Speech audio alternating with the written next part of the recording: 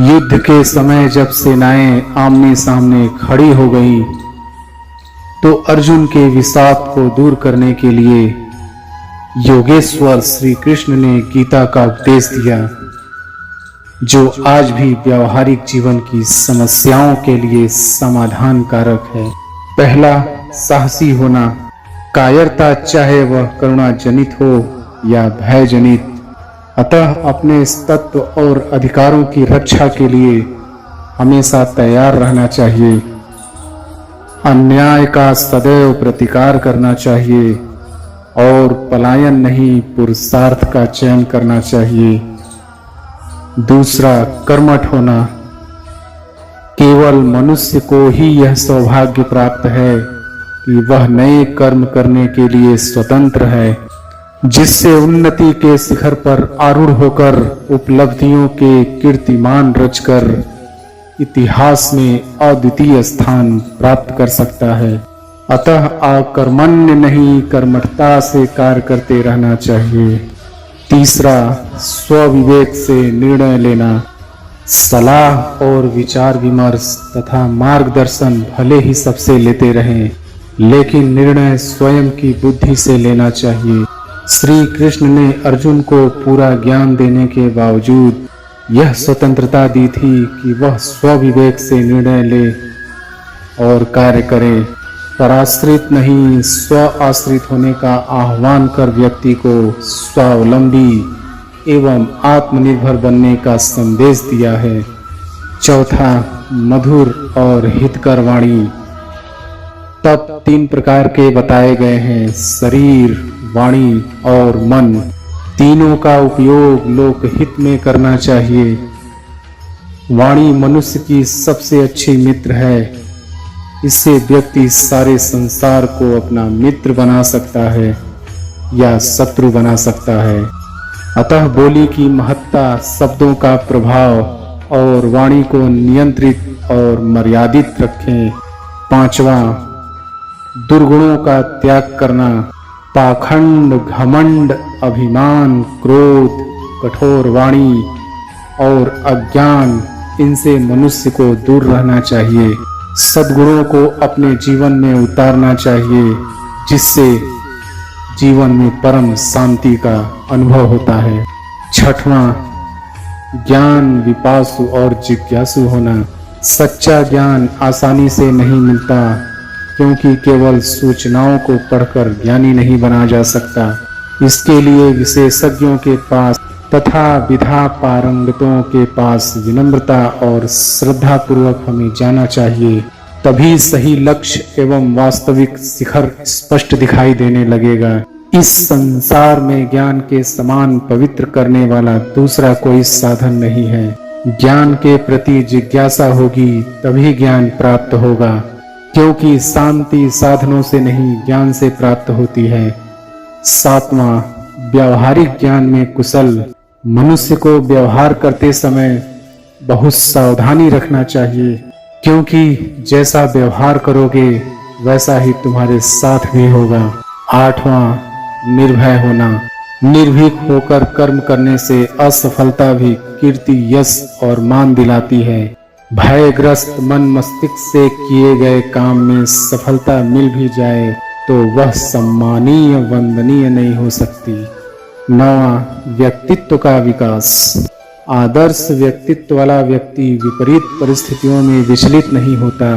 राग, भय, क्रोध जब समाप्त हो जाते हैं तो व्यक्ति स्थिर बुद्धि वाला हो जाता है तथा वह संकट और संतापों से प्रतिकूलता और अनुकूलता में संतुलन बनाए रखेगा। 10वां, स्वयं के प्रति उत्तरदायी। अपने उत्कर्ष एवं अपकर्ष के लिए मनुष्य स्वयं उत्तरदायी होता है। दूसरे का अहित किए बिना स्वयं का उद्धार अपने प्रयत्न और बुद्धि बल से करना चाहिए, क्योंकि मनुष्य आप ही अपना मित्र और आप ही अपना शत्रु है। 11वां, वफादारी से कार्य करना। यह एक व्यावहारिक सत्य है जो व्यक्ति अपने स्वामी की कृपा का चिंतन करते हुए पूरी ईमानदारी और निष्ठा से काम करता है, उसे स्वामी का पूर्ण संरक्षण मिलता है और स्वामी सदैव उसकी सुख सुविधा का ध्यान रखता है। नंबर 12, एकाग्र चित्त कार्य करना। किसी भी संकल्प को पूरा करने के लिए मन का स्थिर और अचल होना आवश्यक है। उद्देश्य प्राप्ति के लिए हमें निरंतर प्रयासरत रहना चाहिए। मन को बार बार अन्य बिंदुओं से हटाकर अपने लक्ष्य पर केंद्रित करने की प्रक्रिया को दोहराते रहना चाहिए। इस प्रक्रिया का चमत्कारिक प्रभाव देखने को मिलता है और कार्य तल्लीनता से संपन्न होता है। इसलिए लक्ष्य के प्रति रुचि जागरूक करना चाहिए। नंबर 13, तनाव रहित रहें। आगत विगत की चिंता से मुक्त होकर कर्म पथ पर आगे बढ़ते जाना चाहिए। घटनाएं प्रकृति के घटनाक्रम की कड़ी हैं और वे समयानुसार घटती रहती हैं। अनावश्यक चिंताओं में उलझना जीवन के अमूल्य समय को नष्ट करना है।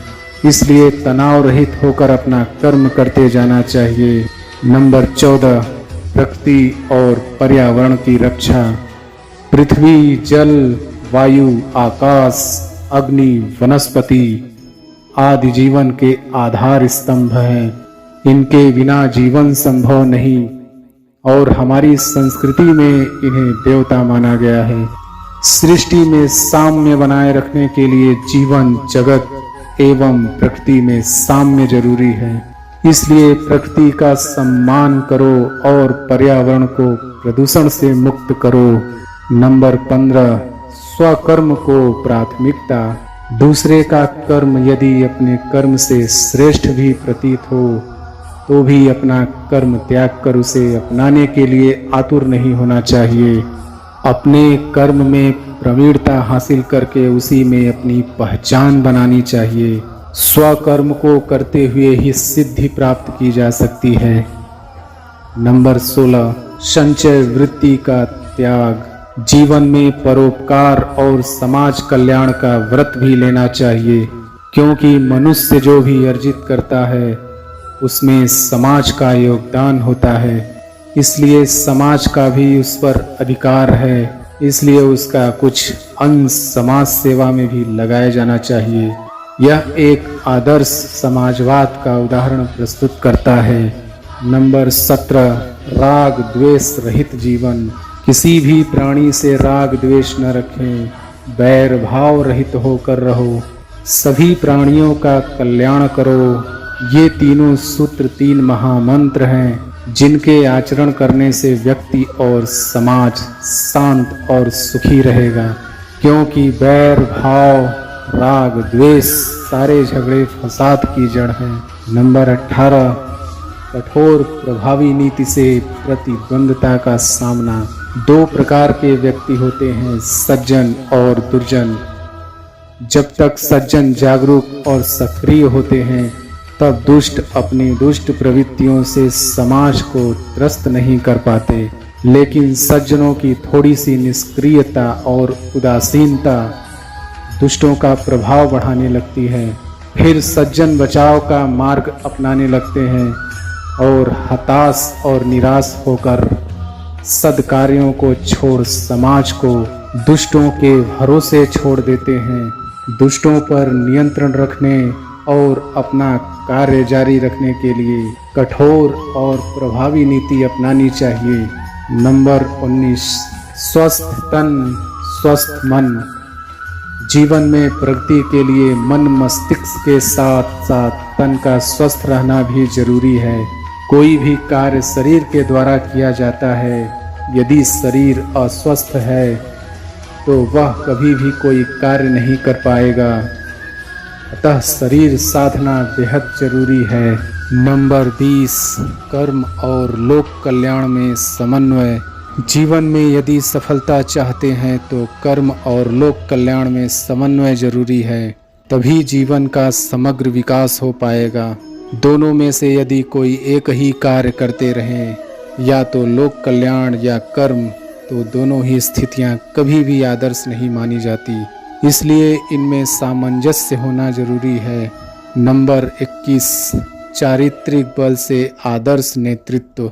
कोई भी राष्ट्र केवल आर्थिक, वैज्ञानिक एवं तकनीकी प्रगति से उन्नत नहीं हो जाता जब तक कि वह आध्यात्मिक एवं नैतिक रूप से सबल नहीं हो, उसकी प्रगति अधूरी है। वर्तमान में भारत के पास सब कुछ है, परंतु धीरे धीरे नैतिक और चारित्रिक बल की कमी हमें महसूस होने लगी है। अतः चरित्रवान बनकर आदर्श नेतृत्व प्रदान करना होगा, क्योंकि जो श्रेष्ठ पुरुष आचरण करते हैं लोग भी उनका अनुसरण करते हैं। अपने आचरण से ऐसे मूल्य स्थापित करने चाहिए जिनसे अन्य लोग प्रेरणा ले सके।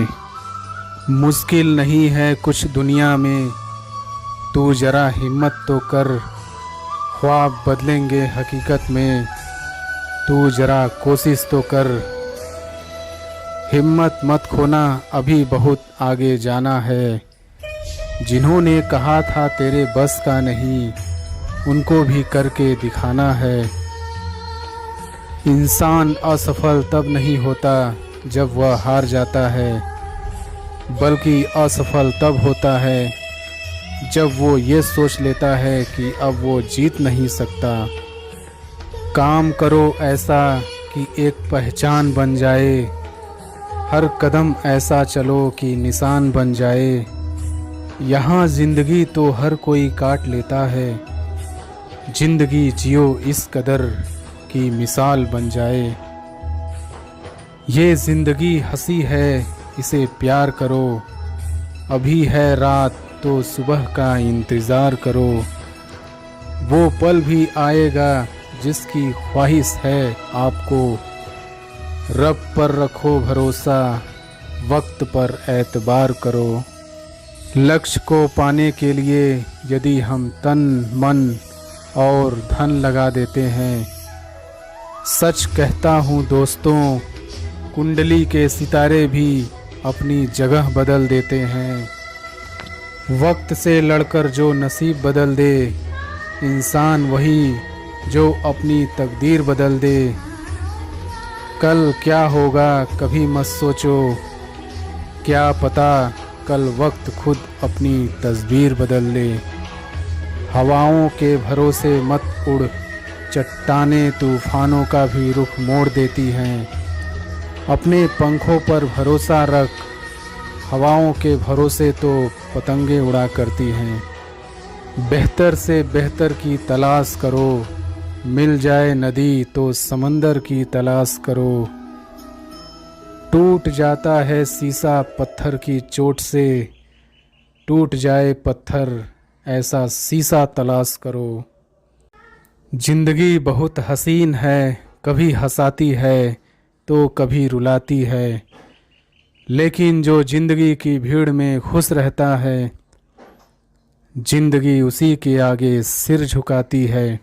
जिंदगी को रंगीन कहा गया है, क्योंकि यह हमें कई रंग दिखाती है। कभी जिंदगी हमें हंसना सिखाती है तो कभी रोना सिखाती है। कभी हम हद से ज़्यादा खुश होते हैं और कभी बेहद निराश। कई बार ऐसा होता है कि जी जान से मेहनत करने के बाद भी हमें वो नहीं मिलता है जिसके हम हकदार होते हैं। कई उतार चढ़ाव झेलने के बाद भी और खून पसीना एक करने के बाद भी हमें मंजिल नहीं मिलती।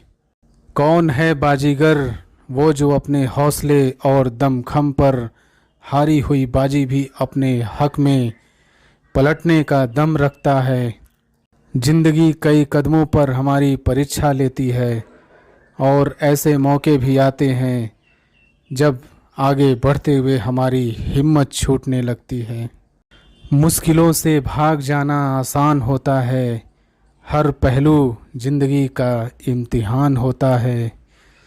डरने वालों को मिलता नहीं कुछ जिंदगी में, लड़ने वालों के कदमों में जहान होता है। अपने हौसले बुलंद कर, मंजिल तेरे बहुत करीब है, बस आगे बढ़ता जा, यह मंजिल ही तेरा नसीब है।